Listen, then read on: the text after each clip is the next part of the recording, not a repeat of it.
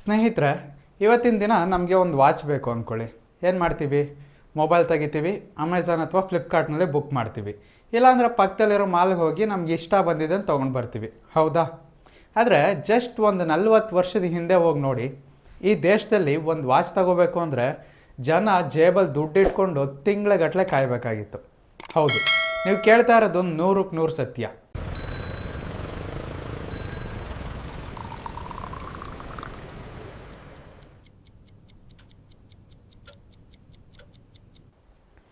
ಅದು 1980ರ ದಶಕ. ಭಾರತದಲ್ಲಿ ಆಗಿದ್ದಿದ್ದು ಒಂದೇ ಒಂದು ಸರ್ಕಾರಿ ಕಂಪ್ನಿ, ಅದರ ಹೆಸರು HMT, ಹಿಂದೂಸ್ತಾನ್ ಮಷಿನ್ ಟೂಲ್ಸ್. ಆ ಕಾಲದಲ್ಲಿ ಮದುವೆ ಆಗಬೇಕಾ, ಹುಡುಗನಿಗೆ HMT ವಾಚ್ ಗಿಫ್ಟ್ ಕೊಡಬೇಕು. ಯಾರಾದರೂ ರಿಟೈರ್ ಆಗ್ತಿದ್ದಾರಾ, ಅವ್ರಿಗೆ ಕಂಪ್ನಿಯಿಂದ HMT ವಾಚ್ ಸಿಗಬೇಕು. ಆದರೆ ಪರಿಸ್ಥಿತಿ ಹೇಗಿತ್ತು ಗೊತ್ತಾ? ದೇಶದಲ್ಲಿ ವಾಚ್ಗಳಿಗೆ ಸಿಕ್ಕಾಪಟ್ಟೆ ಡಿಮ್ಯಾಂಡ್ ಇತ್ತು. ಆದರೆ ಸರ್ಕಾರಿ ಕಂಪ್ನಿ ಹತ್ರ ಅಷ್ಟೊಂದು ವಾಚ್ ಪ್ರೊಡ್ಯೂಸ್ ಮಾಡೋ ಯೋಗ್ಯತೆ ಇರಲಿಲ್ಲ.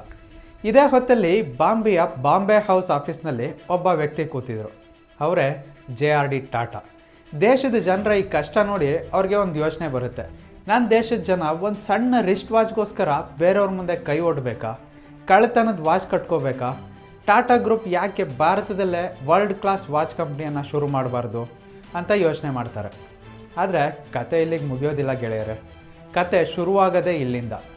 JRD ಟಾಟಾ ಈ ಐಡಿಯಾ ತೊಗೊಂಡು ಸ್ವಿಟ್ಜರ್ಲ್ಯಾಂಡ್ಗೆ ಹೋಗ್ತಾರೆ. ಅಲ್ಲಿರೋ ಒಬ್ಬ ಟಾಪ್ ವಾಚ್ ಮೇಕರ್ ಹತ್ರ ಮಾತಾಡ್ತಾರೆ. ಆ ಸ್ವಿಸ್ ಕಂಪ್ನಿಯ ಮ್ಯಾನೇಜರ್ ಟಾಟಾ ಅವ್ರನ್ನ ನೋಡಿ ಲೇವಡಿ ಮಾಡ್ತಾನೆ, ನಗ್ತಾನೆ. ಏನಂದರೆ, ಭಾರತದಲ್ಲಿ ವಾಚ್ ಮಾಡ್ತೀರಾ? ಆ ಕ್ವಾಡ್ಸ್ ಟೆಕ್ನಾಲಜಿ, ಆ ಮೈಕ್ರೋ ಎಂಜಿನಿಯರಿಂಗ್ ಅರ್ಥ ಮಾಡ್ಕೊಳ್ಳೋ ತಾಕತ್ತು ನಿಮ್ಮ ಭಾರತೀಯರಿಗಿದೆಯಾ? ನಿಮ್ಮ ದೇಶದಲ್ಲಿ ಸರಿಯಾಗಿ ರೋಡೇ ಇಲ್ಲ, ಇನ್ನು ವಾಚ್ ಫ್ಯಾಕ್ಟ್ರಿ ಮಾಡ್ತೀರಾ? ದಯವಿಟ್ಟು ಇಲ್ಲಿಂದ ಹೊರಡಿ ಅಂತ ಮೂಕು ಕೊಡ್ದಾಗೆ ಅವಮಾನ ಮಾಡಿ ಕಳಿಸ್ಬಿಡ್ತಾನೆ. ಬಾಂಬೆಗೆ ವಾಪಸ್ ಬಂದ ನಂತರ JRD ಟಾಟಾ ಅವ್ರ ಕಣ್ಣಲ್ಲಿ ಬೆಂಕಿ ಇತ್ತು. ಆ ಸ್ವಿಸ್ ಕಂಪ್ನಿ ಮಾಡಿದ ಅವಮಾನ ಕೇವಲ ಟಾಟಾಗೆ ಮಾಡಿದ ಅವಮಾನ ಆಗಿರಲಿಲ್ಲ, ಅದು ಇಡೀ ಭಾರತಕ್ಕೆ, ಭಾರತೀಯರ ಬುದ್ಧಿವಂತಿಕೆಗೆ ಮಾಡಿದ ಅವಮಾನ ಆಗಿತ್ತು. ಟಾಟಾ ನಿರ್ಧಾರ ಮಾಡ್ತಾರೆ, ನೋಡ್ತಾ ಇರು, ಇನ್ನು ಮುಂದೆ ಈ ದೇಶದಲ್ಲಿ ವಿದೇಶಿ ವಾಚ್ಗಳಲ್ಲ, ನಮ್ಮದೇ ಆದ ಒಂದು ಬ್ರ್ಯಾಂಡ್ ಇಡೀ ಜಗತ್ತನ್ನು ಆಳುತ್ತೆ. ಹೌದು ಸ್ನೇಹಿತರೆ, ಇವತ್ತು ಸೋಷಿಯಲ್ ಮೀಡಿಯಾದಲ್ಲಿ ಸಖತ್ ಟ್ರೆಂಡ್ ಆಗ್ತಿರೋ made in India, a Titan story web ಸೀರೀಸ್ನ ಅಸಲಿ ಇತಿಹಾಸ ಇದು. ಇವತ್ತಿನ ಈ ವಿಡಿಯೋದಲ್ಲಿ ನಾವು ಬಿಸ್ನೆಸ್ ಸಾಮ್ರಾಜ್ಯದ ಅತ್ಯಂತ ರೋಚಕ, ಅತ್ಯಂತ ಮಾಸ್ ಮತ್ತು ಇನ್ಸ್ಪೈರಿಂಗ್ ಆಗಿರೋ ಟೈಟನ್ ಕಂಪ್ನಿಯ ಕಥೆಯನ್ನು ಹೇಳ್ತೀವಿ. ಸ್ಕಿಪ್ ಮಾಡದೆ ಕೊನೆಯವರೆಗೂ ನೋಡಿ, ಯಾಕಂದರೆ ಈ ಕತೆ ನಿಮ್ಮ ರಕ್ತ ಕುದಿಸೋದು ಗ್ಯಾರಂಟಿ.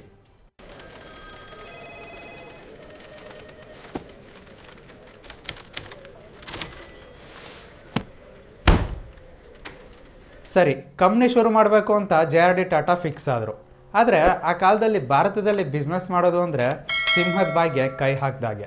ಯಾಕಂದರೆ ಆಗ ದೇಶದಲ್ಲಿ ಇದ್ದಿದ್ದು ಲೈಸೆನ್ಸ್ ರಾಜ್. ಒಂದು ಸಣ್ಣ ಪಿನ್ ತಯಾರು ಮಾಡಬೇಕು ಅಂದರೂ ಸರ್ಕಾರದ 100 ಪರ್ಮಿಷನ್ ಬೇಕಿತ್ತು. ಅದರಲ್ಲೂ ವಾಚ್ ತಯಾರು ಮಾಡೋಕ್ಕೆ ಕೇವಲ ಗೌರ್ಮೆಂಟ್ ಕಂಪ್ನಿಗೆ ಮಾತ್ರ ಹಕ್ಕಿತ್ತು.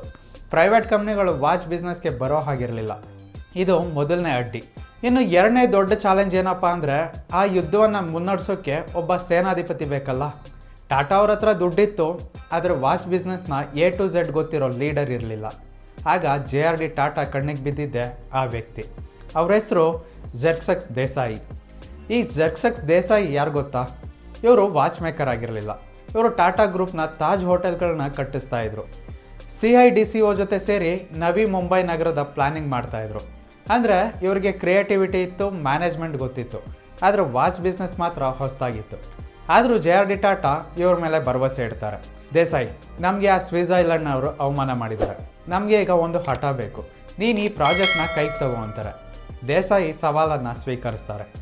ಅವರು ಮೊದಲು ಮಾಡಿದ್ದೇನು ಗೊತ್ತಾ? ದೆಹಲಿಯಾಗ ಸರ್ಕಾರಿ ಕಚೇರಿಗಳು ಬಾಗಿಲು ತಟ್ಟೋಕೆ ಶುರು ಮಾಡ್ತಾರೆ. ದಿನ ಹೋಗಿ ಆಫೀಸರ್ಗಳನ್ನ ಮೀಟ್ ಮಾಡೋದು, ಫೈಲ್ಗಳನ್ನ ಮೂವ್ ಮಾಡೋದು. ಆದರೆ ಸರ್ಕಾರಿ ಅಧಿಕಾರಿಗಳು ಅಷ್ಟು ಸುಲಭವಾಗಿ ಒಪ್ತಾರಾ? ಇಲ್ಲ ಸರ್, ರೂಲ್ಸ್ ಇಲ್ಲ, ಪ್ರೈವೇಟ್ ಅವ್ರಿಗೆ ವಾಚ್ ಮಾಡೋಕ್ಕೆ ಲೈಸೆನ್ಸ್ ಕೊಡಲ್ಲ ಅಂತ ವಾಪಸ್ ಕಳಿಸ್ತಾಯಿದ್ರು. ಎಷ್ಟೋ ಜನ ಇವ್ರನ್ನ ನೋಡಿ ನಗ್ತಾಯಿದ್ರು. ಟಾಟಾ ಅವ್ರಿಗೆ ಹೋಟೆಲ್ ನಡ್ಸೋಕೆ ಬರುತ್ತೆ, ಉಪ್ಪು ಮಾಡೋಕ್ಕೆ ಬರುತ್ತೆ, ಈ ಮೈಕ್ರೋ ವಾಚ್ ಬಿಸ್ನೆಸ್ ಇವ್ರ ಕೈಲಿ ಆಗಲ್ಲ ಅಂದ್ಕೊಂಡಿದ್ರು. ಆದರೆ ಝೆರ್ಕ್ಸಸ್ ದೇಸಾಯಿ ಬಿಡೋ ಮಗನಲ್ಲ. ಅವರು ಒಂದು ಮಾಸ್ಟರ್ ಪ್ಲ್ಯಾನ್ ಮಾಡ್ತಾರೆ. ಕೇಂದ್ರ ಸರ್ಕಾರ ಲೈಸೆನ್ಸ್ ಕೊಡ್ತಾ ಇಲ್ಲ ಅಲ್ವಾ, ಅದಕ್ಕೆ ಅವರು ಒಂದು ಉಪಾಯ ಹುಡುಕ್ತಾರೆ.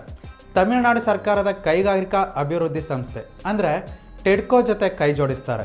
ನೋಡಿ, ನಾವು ನಿಮ್ಮ ಜೊತೆ ಸೇರಿ ಜಾಯಿಂಟ್ ವೆಂಚರ್ ಮಾಡ್ತೀವಿ, ಫ್ಯಾಕ್ಟ್ರಿನ ತಮಿಳುನಾಡಿನ ಹೊಸೂರಿನಲ್ಲಿ ಮಾಡ್ತೀವಿ, ಇದರಿಂದ ನಿಮ್ಮ ರಾಜ್ಯದ ಸಾವಿರಾರು ಜನರಿಗೆ ಕೆಲಸ ಸಿಗುತ್ತೆ ಅಂತ ಪ್ರಪೋಸಲ್ ಇಡ್ತಾರೆ. ತಮಿಳುನಾಡು ಸರ್ಕಾರಕ್ಕೂ ಕೂಡ ಈ ಐಡಿಯಾ ಇಷ್ಟ ಆಗುತ್ತೆ. ಕೊನೆಗೂ 16 ವರ್ಷಗಳ ಹೋರಾಟದ ನಂತರ 1984ರಲ್ಲಿ ಈ ಜಾಯಿಂಟ್ ವೆಂಚರ್ಗೆ ಗ್ರೀನ್ ಸಿಗ್ನಲ್ ಸಿಗುತ್ತೆ. ಹಾಗೆ ಹುಟ್ಟಿದ್ದೆ ಟೈಟಾನ್. ತಮಿಳುನಾಡು ಮತ್ತು ಟಾಟಾ ಈ ಎರಡು ಹೆಸರುಗಳ ಕಾಂಬಿನೇಷನ್ ಸೇರಿ ಟೈಟಾನ್ ಆಯಿತು.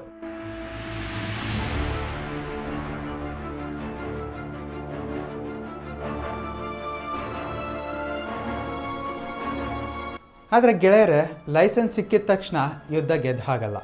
ಅಸಲಿ ಯುದ್ಧ ಈಗ ತಮಿಳುನಾಡಿನ ಹೊಸೂರಿನ ಬಂಜರು ಭೂಮಿಯಲ್ಲಿ ಶುರುವಾಗಬೇಕಾಗಿತ್ತು. ಜರ್ಕ್ಸೆಸ್ ದೇಸಾಯಿ ಅವರು ಫ್ಯಾಕ್ಟ್ರಿ ಮಾಡೋಕ್ಕೆ ಆರಿಸ್ಕೊಂಡ ಜಾಗ ತಮಿಳುನಾಡಿನ ಹೊಸೂರು. ಆಗಿನ ಕಾಲಕ್ಕೆ ಹೊಸೂರು ಅಂದರೆ ಬರೀ ಕಲ್ಲು ಮಳ್ಳು ತುಂಬಿರೋ ಒಂದು ಬಂಜರು ಭೂಮಿಯಾಗಿತ್ತು. ಅಲ್ಲಿ ಯಾವುದೇ ಹೈಟೆಕ್ ಇಂಜಿನಿಯರಿಂಗ್ ಬ್ಯಾಕ್ಗ್ರೌಂಡ್ ಇರೋ ಲೇಬರ್ಸ್ ಇರಲಿಲ್ಲ. ಆದರೆ ಜರ್ಕ್ಸೆಸ್ ದೇಸಾಯಿ ಅವ್ರಿಗೆ ಒಂದು ಅದ್ಭುತವಾದ ನಂಬಿಕೆ ಇತ್ತು. ಅವ್ರೇನು ಮಾಡಿದ್ರು ಗೊತ್ತಾ? ಹೊಸೂರಿನ ಸುತ್ತಮುತ್ತ ಇರೋ ಹಳ್ಳಿಗಳಿಗೆ ಹೋದರು. ಅಲ್ಲಿರೋ ಯುವಕ ಯುವತಿಯರನ್ನ ಬರ್ಕೊಂಡ್ರು. ಅವ್ರಿಗೆ ಯಾವುದೇ ಕೆಲಸ ಗೊತ್ತಿರಲಿಲ್ಲ, ಆದರೆ ಅವ್ರ ಕಣ್ಣಲ್ಲಿ ಕಲಿಯೋ ಹಂಬಲ ಇತ್ತು. ಟೈಟಾನ್ ಕಂಪ್ನಿ ಆ ಹಳ್ಳಿ ಯುವಕರಿಗೆ ವರ್ಲ್ಡ್ ಕ್ಲಾಸ್ ಟ್ರೈನಿಂಗ್ ಕೊಡೋಕ್ಕೆ ಶುರು ಮಾಡ್ತು. ಮೈಕ್ರೋ ಸ್ಕ್ರೂಗಳನ್ನ ಹೆಂಗೆ ಫಿಕ್ಸ್ ಮಾಡಬೇಕು, ವಾಚ್ನ ಮೆಕ್ಯಾನಿಸಮ್ ಹೆಂಗಿರುತ್ತೆ ಅಂತ ಆ ಹಳ್ಳಿ ಜನರಿಗೆ ಕಲಿಸ್ಕೊಟ್ರು. ಇದೇ ಸಮಯದಲ್ಲಿ ಟೈಟಾನ್ ಒಂದು ಹಠಕ್ಕೆ ಬೀಳ್ತು. ಆಗ ಮಾರ್ಕೆಟ್ನಲ್ಲಿ ಇದ್ದ HMT ವಾಚ್ಗಳು ಹೆಂಗಿದ್ವು ಅಂದರೆ ಅವು ಮೆಕ್ಯಾನಿಕಲ್ ವಾಚ್ಗಳಾಗಿದ್ವು. ಅಂದರೆ ದಿನ ನೀವು ಬೆಳಗ್ಗೆ ಎದ್ದು ಅದಕ್ಕೆ ಕೀ ಕೊಡಬೇಕಾಗಿತ್ತು. ನೀವು ಕೀ ಕೊಡೋದು ಮಾತ್ರ ವಾಚ್ ನಿಂತು ಹೋಗ್ತಾ ಇತ್ತು. ಆದರೆ ಜಗತ್ತಿನಲ್ಲಿ ಆಗಾಗಲೇ ಒಂದು ಹೊಸ ಕ್ರಾಂತಿ ನಡೀತಾ ಇತ್ತು.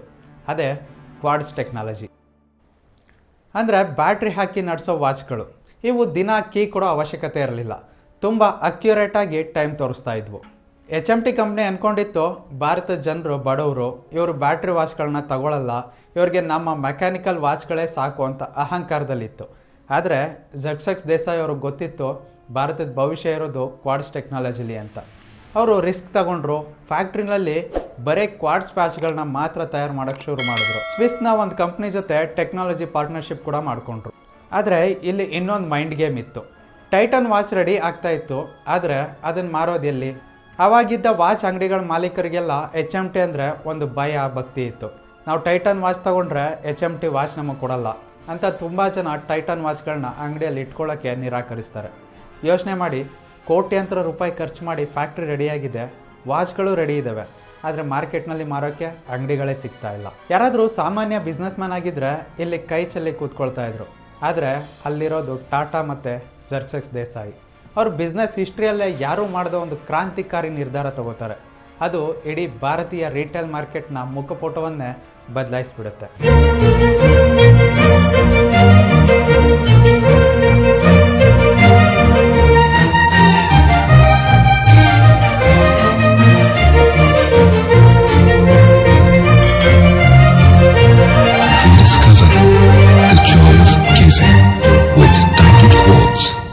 ಈ ಟ್ಯೂನ್ ಕೇಳಿದ್ರೆ ಸಾಕು, ನಮಗೆ ಗೊತ್ತಿಲ್ಲದೆ ನಮ್ಮ ಕೈಗಡಿಯಾರದ ಕಡೆ ಹೋಗುತ್ತೆ ಅಲ್ವಾ? ಇದರ ಹಿಂದೆ ಇರೋ ಕತೆ ಹೇಳ್ತೀನಿ ಕೇಳಿ. ಜರ್ಕ್ಸೆಸ್ ದೇಸಾಯಿ ಅವರು ಅಂದ್ಕೊಂಡ್ರು, ಯಾವನೋ ಕಿರಾಣಿ ಅಂಗಡಿಯವನೋ ಅಥವಾ ಸಣ್ಣ ವಾಚ್ ಅಂಗಡಿಯವನೋ ನಮ್ಮ ವಾಚ್ ಮಾರೋದೇ ಬೇಡ, ನಾವು ನಮ್ಮದೇ ಆದ ಎಕ್ಸ್ಕ್ಲೂಸಿವ್ ಶೋರೂಮ್ಗಳನ್ನ ಓಪನ್ ಮಾಡ್ತೀವಿ.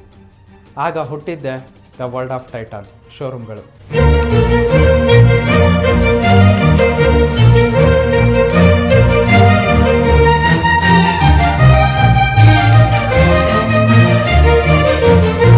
ಆ ಕಾಲದಲ್ಲಿ ವಾಚ್ ಅಂಗಡಿಗಳು ಹೆಂಗಿರ್ತಾ ಇದ್ವೋ ಗೊತ್ತಾ?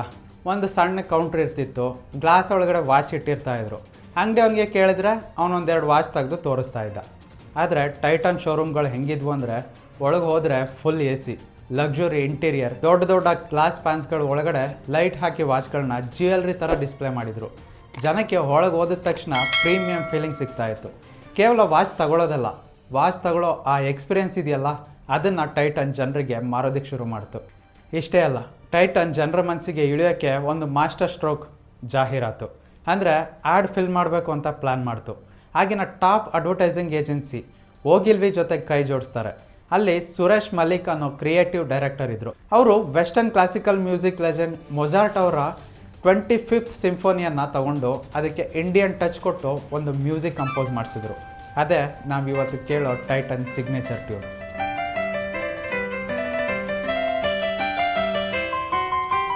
ಆ ಆ್ಯಡ್ಸ್ ಹೆಂಗಿದ್ವು ಅಂದರೆ ತಂದೆ ಮಗಳಿಗೆ ಮದುವೆ ಗಿಫ್ಟ್ ಕೊಡ್ತಿರೋದು, ಗಂಡ ಹೆಂಡತಿಗೆ ಪ್ರೀತಿಯಿಂದ ಗಿಫ್ಟ್ ಕೊಡ್ತಿರೋದು, ಬ್ಯಾಕ್ಗ್ರೌಂಡ್ನಲ್ಲಿ ಈ ಎಮೋಷನಲ್ ಮ್ಯೂಸಿಕ್ ಪ್ಲೇ ಆಗ್ತಿತ್ತು.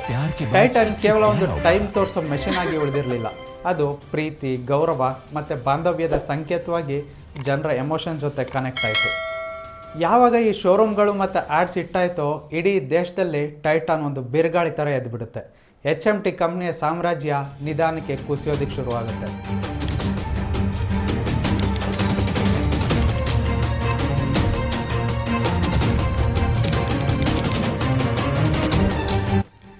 ಇಷ್ಟೇ ಅಲ್ಲ, ಕಾಲ ಬದಲಾದಂತೆ ಕಾಲೇಜ್ ಸ್ಟೂಡೆಂಟ್ಸ್ ಮತ್ತು ಯುವಕರಿಗೆ ಟೈಟಾನ್ ಅಂದರೆ ಸ್ವಲ್ಪ ದೊಡ್ಡವ್ರು ಕಟ್ಕೊಳ್ಳೋ ವಾಚ್ ಥರ ಅನ್ಸೋಕ್ಕೆ ಶುರು ಆಗುತ್ತೆ. ಯೂತ್ಸ್ಗೆ ಕೂಲ್ ಆಗಿರೋ ರಗಡ್ ಆಗಿರೋ ಬ್ರ್ಯಾಂಡ್ ಬೇಕಿತ್ತು. ಅದಕ್ಕಾಗಿಯೇ ಟೈಟಾನ್ 1998ರಲ್ಲಿ ಫಾಸ್ಟ್ ಟ್ರ್ಯಾಕ್ ಅನ್ನೋ ಸಬ್ ಬ್ರ್ಯಾಂಡ್ ಲಾಂಚ್ ಮಾಡುತ್ತೆ. ಮೂವ್ ಆನ್ ಅನ್ನೋ ಟ್ಯಾಗ್ಲೈನ್ ಜೊತೆ ಬಂದ ಈ ಫಾಸ್ಟ್ ಟ್ರ್ಯಾಕ್ ಕಾಲೇಜ್ ಹುಡುಗಿಯರ ಕ್ರೇಜ್ ಆಗಿಬಿಡುತ್ತೆ.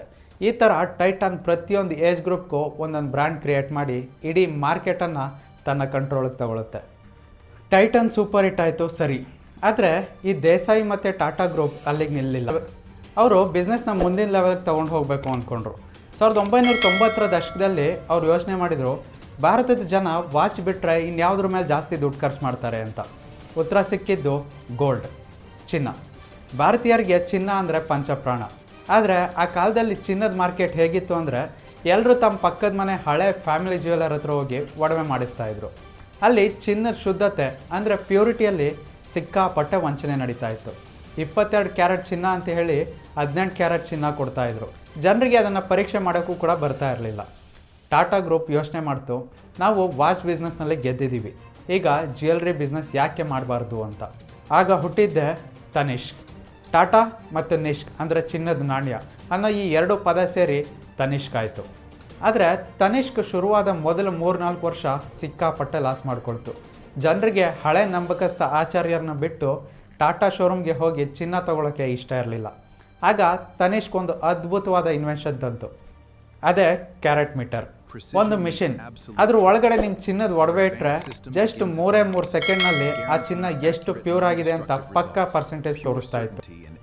ತನಿಷ್ಕ್ ಒಂದು ಓಪನ್ ಚಾಲೆಂಜ್ ಹಾಕುತ್ತೆ, ನಿಮ್ಮ ಮನೇಲಿರೋ ಯಾವುದೇ ಚಿನ್ನ ತಗೊಬನ್ನಿ, ನಮ್ಮ ಕ್ಯಾರೆಟ್ ಮೀಟರ್ನಲ್ಲಿ ಫ್ರೀಯಾಗಿ ಟೆಸ್ಟ್ ಮಾಡಿ ಅಂತ. ಜನ ಕುತೂಹಲಕ್ಕೆ ತಮ್ಮ ಹಳೆ ಒಡವೆಗಳನ್ನ ತಂದು ಟೆಸ್ಟ್ ಮಾಡಿದಾಗ ಶಾಕ್ ಆಗ್ತಾರೆ. ತಮಗೆ ನಂಬಿಕಸ್ಥ ಜ್ಯುವೆಲರ್ಸ್ ಮೋಸ ಮಾಡಿರೋದು ಗೊತ್ತಾಗುತ್ತೆ. ಅಲ್ಲಿಗೆ ಟೈಟಾನ್ನ ತನಿಷ್ಕ್ ಬ್ರ್ಯಾಂಡ್ ಮೇಲೆ ಜನರ ನಂಬಿಕೆ 100ಕ್ಕೆ 100ರಷ್ಟು ಗಟ್ಟಿಯಾಗುತ್ತೆ. ಇವತ್ತು ಟೈಟಾನ್ ಕಂಪ್ನಿಯ ಒಟ್ಟು ಆದಾಯದಲ್ಲಿ 80% ದುಡ್ಡು ಬರೋದೇ ಈ ತನಿಷ್ಕ್ ಜ್ಯುವೆಲರಿಂದ ಅಂದರೆ ನೀವು ನಂಬಲೇಬೇಕು. ಸ್ನೇಹಿತರೆ, ಇವತ್ತು ಟೈಟಾನ್ ಕೇವಲ ಒಂದು ವಾಚ್ ಕಂಪ್ನಿ ಅಲ್ಲ. ಇವತ್ತು ಟೈಟಾನ್ ವ್ಯಾಲ್ಯೂ ಬರೋಬ್ಬರಿ 3 ಲಕ್ಷ ಕೋಟಿ ರೂಪಾಯಿಗಿಂತ ಜಾಸ್ತಿ. ಹೌದು, 3 ಲಕ್ಷ ಕೋಟಿ ಬಿಸ್ನೆಸ್ ಸಾಮ್ರಾಜ್ಯ ಇದು.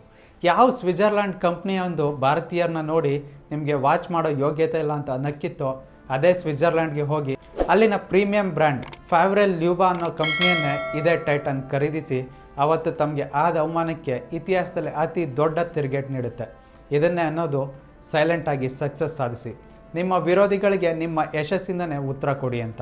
ಮತ್ತೊಂದು ಕಡೆ ಅಹಂಕಾರದಲ್ಲಿದ್ದ ಸರ್ಕಾರಿ ಕಂಪ್ನಿ HMT ಕಾಲಕ್ಕೆ ತಕ್ಕಂತೆ ಬದಲಾಗದೆ ಜನರ ಪಲ್ಸ್ ಅರ್ಥ ಮಾಡ್ಕೊಳ್ಳದೆ 2016ರಲ್ಲಿ ಕಂಪ್ಲೀಟಾಗಿ ಲಾಕೌಟ್ ಆಯಿತು, ಅಂದರೆ ಮುಚ್ಚೋಯ್ತು. ಆದರೆ ಟೈಟಾನ್ ಇವತ್ತಿಗೂ ಪ್ರತಿ ಭಾರತೀಯರನ್ನ ಕೈನಲ್ಲೂ ಮನಸ್ಸಿನಲ್ಲೂ ಜೀವಂತವಾಗಿದೆ. ಈ ಇಡೀ ಕಥೆಯಿಂದ ನಾವು ಕಲಿಬೇಕಾದ ಲೈಫ್ ಲೆಸನ್ ಏನು ಗೊತ್ತಾ? ಮೊದಲನೇದು, ನಿಮ್ಮ ಐಡಿಯಾಗಳನ್ನ ನೋಡಿ ಜಗತ್ತು ನಗ್ಬೋದು, ನಿಮ್ಮನ್ನು ರಿಜೆಕ್ಟ್ ಮಾಡ್ಬೋದು. ಆದರೆ ನಿಮ್ಮ ಮೇಲೆ ನಿಮಗೆ ನಂಬಿಕೆ ಇದ್ದರೆ ನೀವು 0ಇಂದ ಒಂದು ಬ್ರ್ಯಾಂಡ್ ಕಟ್ಬೋದು. JRD ಟಾಟಾಗೆ ಅವತ್ತು ಅವಮಾನ ಆಗದೇ ಇದ್ದಿದ್ರೆ ಬಹುಶಃ ಇವತ್ತು ಟೈಟಾನ್ ಹುಡ್ತಾನೆ ಇರಲಿಲ್ಲ. ನೆನ್ಪಿಟ್ಕೊಳ್ಳಿ, ಲೈಫ್ನಲ್ಲಿ ಬರೋ ಅವಮಾನಗಳನ್ನ ಕಸ ಅಂದ್ಕೊಂಡು ಬಿಸಾಡಬೇಡಿ, ಅದನ್ನೇ ಫ್ಯೂಯಲ್ ಮಾಡಿಕೊಂಡು ನಿಮ್ಮ ಯಶಸ್ಸಿನ ರಾಕೆಟ್ ಹಾರಿಸಿ. ಮತ್ತು ಎರಡನೇದು, ಕಾಲ ಬದಲಾದಂತೆ ನಾವು ಬದಲಾಗಬೇಕು. HMT ಬದಲಾಗಲಿಲ್ಲ, ಇತಿಹಾಸದ ಪುಟ ಸೇರಿಕೊಳ್ತು. ಟೈಟಾನ್ ದಿನಕ್ಕೂ ಹೊಸ ತಂತ್ರಜ್ಞಾನಕ್ಕೆ ಅಪ್ಗ್ರೇಡ್ ಆಯಿತು. ಇವತ್ತು ಜಗತ್ತನ್ನೇ ಆಳ್ತಿದೆ. ನಿಮ್ಮ ಲೈಫ್ನಲ್ಲೂ ಅಷ್ಟೇ.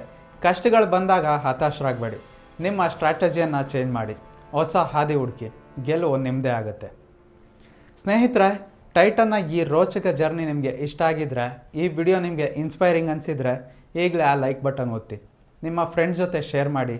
ಮತ್ತು ಮುಂದಿನ ವಿಡಿಯೋದಲ್ಲಿ ನಿಮ್ಗೆ ಯಾವ ಭಾರತೀಯ ಕಂಪ್ನಿ ಅಥವಾ ಯಾವ ಗ್ರೇಟ್ ಪರ್ಸ್ನಾಲಿಟಿಯ ಸಕ್ಸಸ್ ಸ್ಟೋರಿ ಬೇಕು ಅನ್ನೋದನ್ನ ಕೆಳಗಡೆ ಕಮೆಂಟ್ ಮಾಡಿ ತಿಳಿಸಿ. ನೀವು ಕಮೆಂಟ್ ಮಾಡಿದರೆ ಖಂಡಿತ ನಾನು ಮುಂದಿನ ವಿಡಿಯೋದಲ್ಲಿ ಅದೇ ಕಥೆಯನ್ನು ತೊಗೊಂಡು ಬರ್ತೀನಿ. ಚಾನಲ್ಗೆ ಸಬ್ಸ್ಕ್ರೈಬ್ ಆಗೋದನ್ನು ಮರೆಯಬೇಡಿ.